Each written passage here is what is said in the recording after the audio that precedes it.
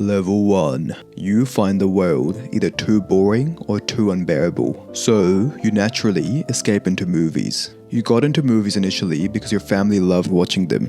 Your childhood was filled with Spielberg classics, superhero films, and Disney movies. Now as an adult, movies are a big part of you. You never miss an A24 release, and you're also a bit of an elitist. You hate Marvel and DC, except for the Joker and Dark Knight of course, and maybe Endgame. You love Christopher Nolan and have watched all his movies. Oppenheimer was a masterpiece. At this stage, IMDb feels like a Bible. You treat ratings like law. You force yourself to like or dislike films based on the number. So naturally, The Godfather, The Dark Knight, Shawshank Redemption, and Schindler's List become your favorites. And you refuse to watch anything under the rating of 8. Check out some lovely merch for your beautiful cinephiles on sfl.me. Level 2. At this stage, you start calling movies films. You also pay more attention to directors now. You know who directed every film you watch. And you never miss a Safdie Brothers or Wes Anderson film. At this point, you practically worship Scorsese, Tarantino, Kubrick, and Coppola. And you also have your favorite list of literally me actors, like Robert De Niro, Robert Pattinson, Ryan Gosling, Cillian Murphy, and William Dafoe. For some reason, you also become obsessed with non-linear narratives. You can't stop talking about Pulp Fiction and Memento, and you pay your homage to them by dancing like John Travolta at nightclubs. At this level, you also graduate from IMDb to Rotten Tomatoes, Letterboxd, and Robert Ebert reviews. You feel like you've started to watch films more deeply.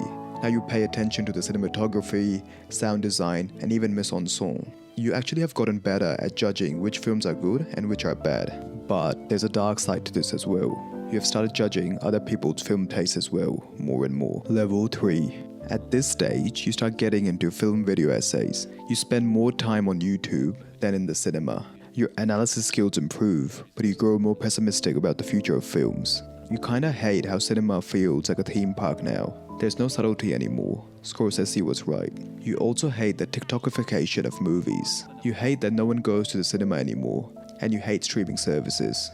You cancel Netflix and get Mubi instead. It seems like you're a hypocrite, but surely Mubi is one of the good ones. At this point, movie characters start to feel more real than real people. Travis Bickle is literally you. Walter White is literally you. The narrator from Fight Club is literally you. At this level, you start taking on the personalities of every character you watch. It feels like you live a million lives in 1 week. And also, films are the only thing that make you feel seen. Level 4. At this point, you go deep into film culture. You watch all the classic auteurs, Kurosawa, Kubrick, Hitchcock, Orson Welles, Tarkovsky. You fall in love with underrated European directors like Robert Bresson and Werner Herzog. You also feel smug about watching Eastern directors too. You start to believe films make you understand different cultures better, and all your unconscious biases or racism seems to melt away after watching Wong Kar-wai, Satyajit Ray, and Abbas Kiarostami. With every new film, your mind opens up a little more. At this stage, you also join film meme communities online, or even in real life. At these places, you make inside jokes about watching a David Lynch film on your phone, or telling people Salo is a kid's movie. Level 5. At this stage, you feel like you've watched enough cinema to make your own film.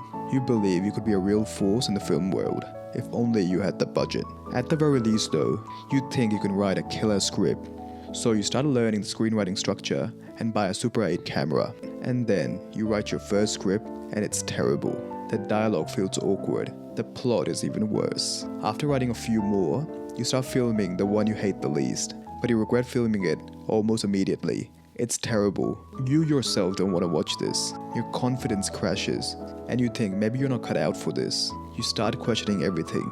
Should you give up, or should you give it your all? Level 6. And so you decide to give it your all. Dedicate your life to film and enroll into a film school. It's not as good as you expected, but meeting people just as passionate about film means everything to you. Now, you spend all your time going to the cinema, pitching ideas for a script, and reading film theorists like André Bazin. You and your friends dream about living in Paris and watching French auteurs. At this stage, you watch everything. Propaganda films, banned films, random footage from the dark web. And you start to see film techniques in everything, even a live leak video. At this stage, you begin to think in the language of film. Level 7. At this level, you move to the heart of cinema, Paris or Los Angeles. and you find work in film production and spend nearly every waking hour thinking about or watching films. At this stage, you also go beyond cinema and start studying theatre theory to deepen your understanding of cinema. You read Antonin Artaud's Theatre of Cruelty and start seeing film as a tool to wake up the masses by overwhelming their senses. At this point, you have become film in both soul and spirit. Your eyes feel like a camera, and you see yourself as a cinematographer of your own life. You pan up from people's feet when you meet them. You imagine a dolly zoom when you feel shock or awe. Your entire being has been transformed.